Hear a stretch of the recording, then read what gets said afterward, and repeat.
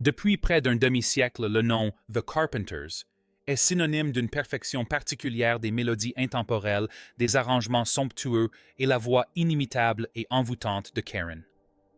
Pourtant, pendant tout ce temps, cet héritage précieux a été enveloppé d'un épais brouillard de tragédies, de questions sans réponse et de rumeurs persistantes qui n'ont jamais vraiment disparu. Au cœur même de cette histoire se trouve Karen Carpenter, cette jeune fille à la voix angélique et à l'étendue vocale impressionnante qui a conquis le cœur de millions de personnes, et son frère Richard, l'architecte créatif qui a bâti le temple du son où sa voix résonnait.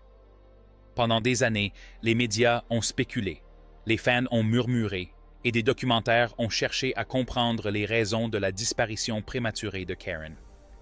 Aujourd'hui, alors que Richard entame une période de réflexion à la fin de sa vie, il sort enfin du silence protecteur qu'il a gardé pendant des décennies. Il est prêt à aborder les rumeurs, les idées reçues et la douloureuse réalité de la disparition de sa sœur, offrant une perspective que seul quelqu'un qui partageait son ADN et ses rêves pouvait apporter. La relation entre Richard et Karen Carpenter dépassait le simple lien familial. Elle était le moteur de l'un des groupes les plus populaires de l'histoire de la musique. Pour comprendre les Carpenters, il faut saisir que leur complicité était une collaboration rare, profondément créative et presque surnaturelle. Richard l'aîné était le visionnaire. Prodige de l'arrangement, il pouvait écouter une chanson simple et la décomposer mentalement en un chef-d'œuvre de superposition vocale et de profondeur orchestrale. Il a méticuleusement façonné ce que le monde a fini par appeler le « son des Carpenters », une esthétique raffinée et haute fidélité qui contrastait fortement avec le rock and roll brut de la fin des années 60 et des années 70. Karen, quant à elle, était l'âme du groupe. Dotée d'une voix à la fois évocatrice et d'une perfection technique irréprochable, elle donnait vie aux compositions complexes de Richard. Elle ne se contentait pas de chanter les notes. Elle incarnait les histoires contenues dans les chansons, les transformant en expériences émotionnelles universelles. Leur collaboration était une véritable symbiose. Karen s'en remettait entièrement à l'instinct musical de Richard, lui faisant une confiance absolue pour guider leur vie artistique. Elle se considérait avant tout comme une batteuse qui par hasard chantait, et c'est Richard qui avait compris que sa voix, de basse, comme il l'appelait, était leur véritable sésame pour l'immortalité. Réciproquement, Richard dépendait entièrement de la capacité de Karen à exprimer avec aisance des émotions humaines complexes. Dans ses réflexions actuelles, Richard est souvent revenu sur ce don naturel décrivant comment elle pouvait sublimer une mélodie ordinaire en quelque chose de sacré, un talent qui créait un lien indéfectible avec leur public. Cependant, cette proximité symbiotique était une arme à double tranchant. Leur vie était ainsi étroitement liée que la frontière entre famille et profession ne s'est pas seulement estompée, elle a disparu. Leur ambition commune d'être les meilleurs, d'atteindre la perfection sonore, ne laissait pratiquement aucune place à leur développement personnel en dehors de la marque Carpenters. Alors qu'ils évoluaient dans la machine impitoyable de l'industrie musicale, tournée incessante, séances d'enregistrement exténuantes et obligation de maintenir une image publique irréprochable, la pression a commencé à s'intensifier. Bien qu'ils affichaient une parfaite unité, une lutte plus sombre se tramait en coulisses. Le combat de Karen contre l'anorexie mentale, bien que visible a posteriori, pour le monde entier, était une souffrance intime que le duo se sentait obligé de dissimuler afin de préserver l'image radieuse que leur musique véhiculait. Cette quête de perfection ne se limitait pas à la musique. Elle concernait la vie qu'ils estimaient devoir mener, et elle a engendré une complexité dans leur relation que Richard commence seulement à démêler pleinement. Au plus fort de la gloire des Carpenters, la santé de Karen fut constamment scrutée par le public, constituant une toile de fond presque cruelle à leur succès. Au milieu des années 70, les fans commencèrent à remarquer son amaigrissement alarmant.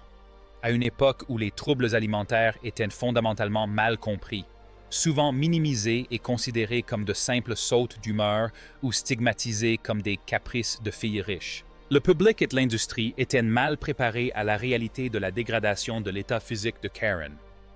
Sa santé devint un sujet récurrent des tabloïds, mais ses inquiétudes étaient systématiquement étouffées par une machine de relations publiques soucieuse de préserver l'image de la parfaite américaine. Au-delà des symptômes physiques et des rumeurs, circulait quant à l'emprise que Richard aurait exercée sur sa sœur. Certains ont émis l'hypothèse que la pression constante exercée pour atteindre la perfection vocale conjuguée au manque de contrôle que Karen ressentait sur sa propre carrière aurait pu exacerber ses tourments intérieurs. Les médias ont joué un rôle néfaste dans cette tragédie, scrutant l'apparence de Karen lors des interviews avec un manque de sensibilité impensable aujourd'hui. Ce climat de jugement a engendré un environnement où Karen se sentait obligée de s'effacer pour disparaître des projecteurs qui l'adoraient. Ce n'est qu'après sa mort en 1983 que l'on a compris que ce que beaucoup considéraient comme un simple drame du milieu était en réalité le reflet poignant d'une femme luttant contre une maladie psychologique mortelle dans l'ombre d'un monde qui ne souhaitait que la voir sourire et chanter « Close to You ». Pendant des années après le décès de Karen Richard Carpenter, était connue pour son attitude stoïque presque sur la défensive concernant les rumeurs sur Karen. Son silence était fréquemment interprété comme un refus d'affronter les chapitres douloureux de leur histoire ou comme une posture défensive contre ceux qui le tenaient responsable de la pression qu'elle subissait. Mais, avec le recul à 78 ans, Richard laisse entendre que son silence s'expliquait par quelque chose de bien plus simple, un profond respect pour la vie privée de Karen et un chagrin immense.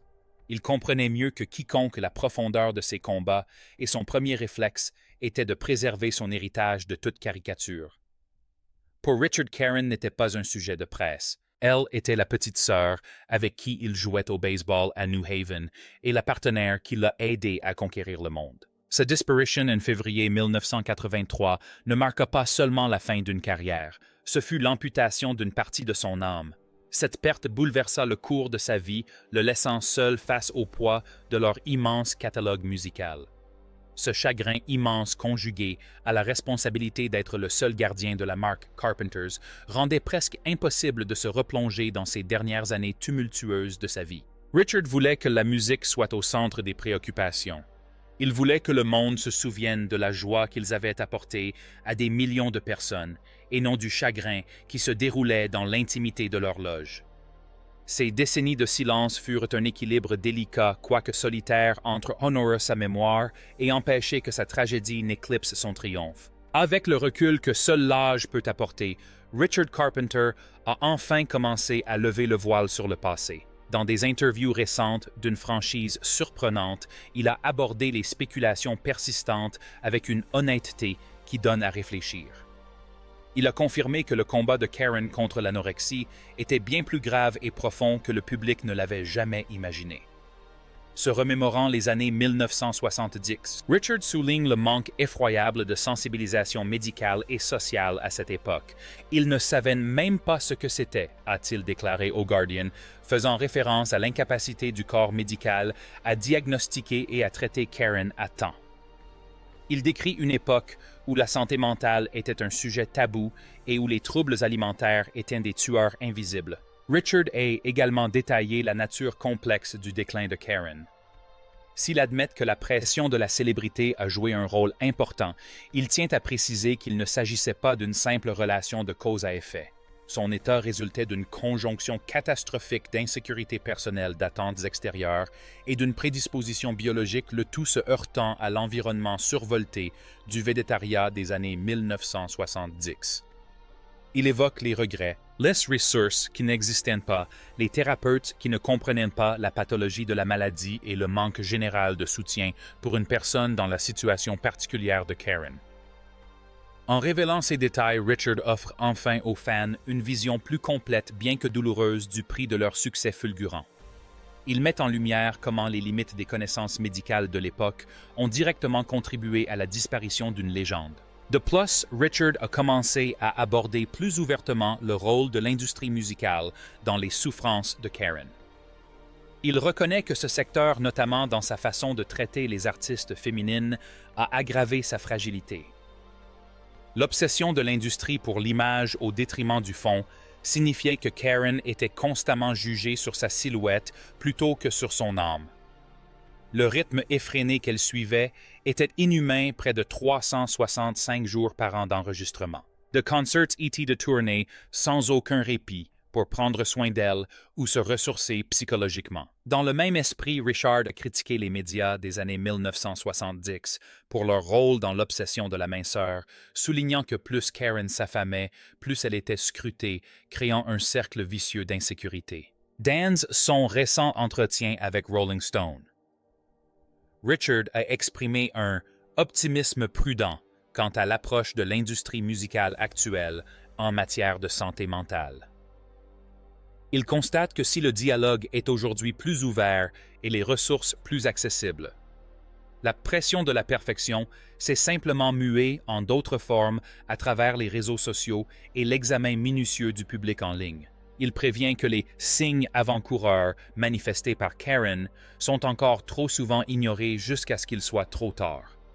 Pour Richard, raconter l'histoire de Karen n'est plus une question de réhabilitation mais de plaidoyer.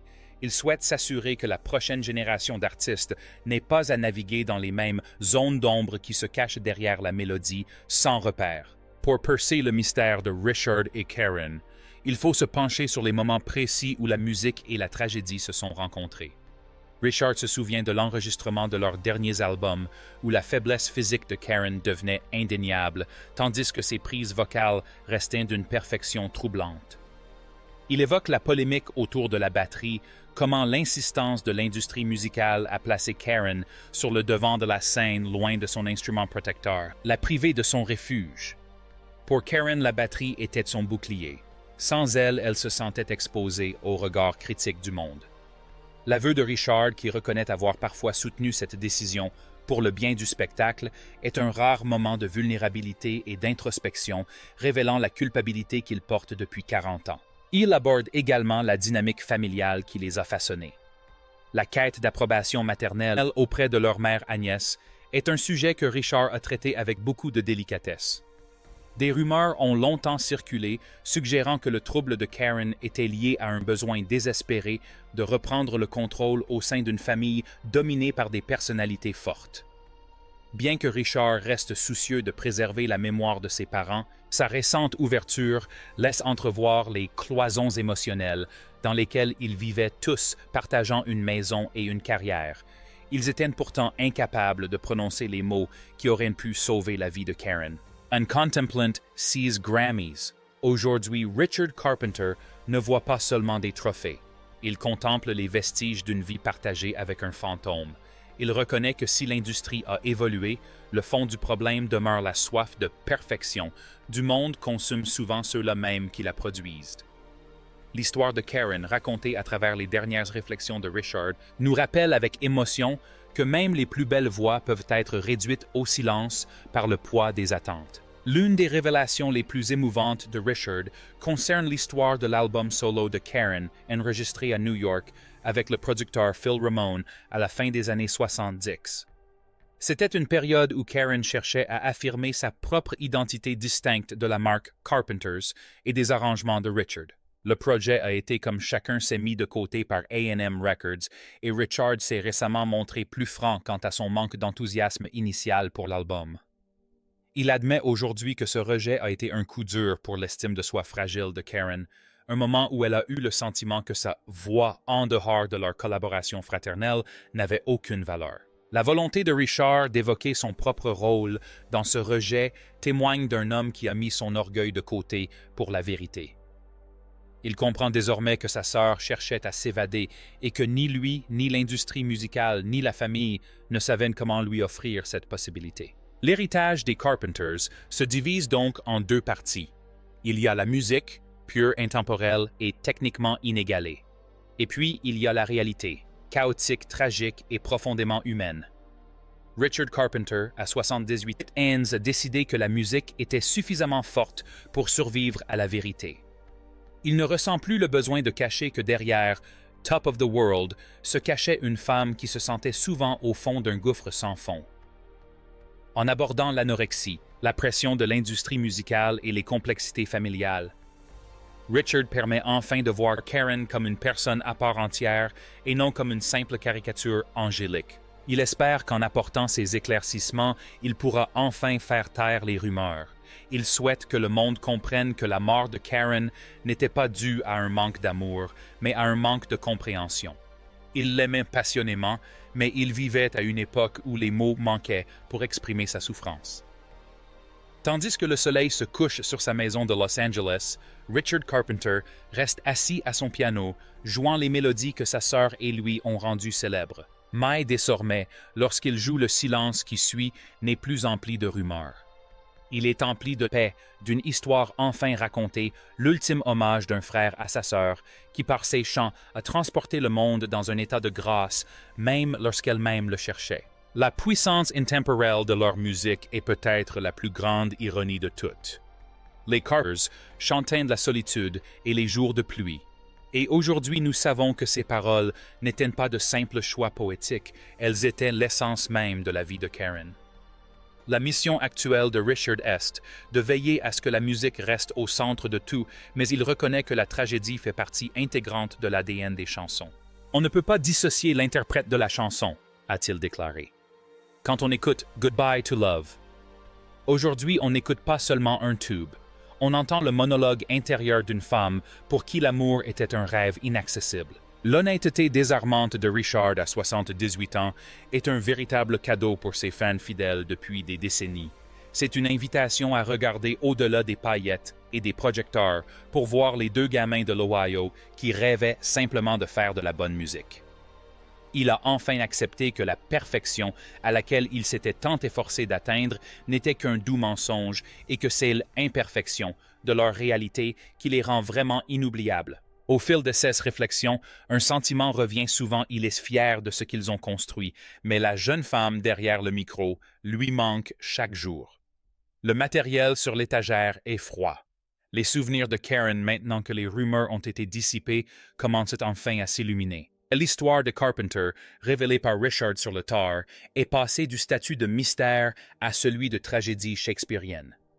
C'est le récit de la façon dont le génie peut être à la fois une bénédiction et une malédiction, et comment ce qui nous rend célèbres peut aussi nous détruire. Mais surtout, c'est l'histoire d'un frère qui, après presque une vie de silence, a enfin trouvé sa voix pour parler au nom de sa sœur, désormais incapable de s'exprimer. Karen Carpenter nous a quittés en 1983, mais grâce à la sincérité de Richard, son âme repose enfin en paix, libérée du poids des rumeurs qui ont jadis obscurci sa lumière. Les croquis de Richard sur les derniers mois de 1982 et 1983 sont particulièrement poignants. Il décrit une Karen qui tentait désespérément de guérir. Elle avait déménagé à New York pour suivre un traitement, un processus éprouvant de gavage et de thérapie qu'elle a enduré, tandis que son poids fluctuait énormément. Richard se souvient de son retour en Californie, de l'espoir qui les animait tous, et de cette matinée soudaine et tragique du 4 février. Les rumeurs entourant ses derniers instants. Les spéculations quant à savoir si son cœur a simplement lâché ou s'il y avait d'autres facteurs sont des sujets que Richard a abordés avec une dignité discrète. Il explique que son cœur était simplement épuisé par des années d'efforts, un abandon physiologique après une longue guerre psychologique.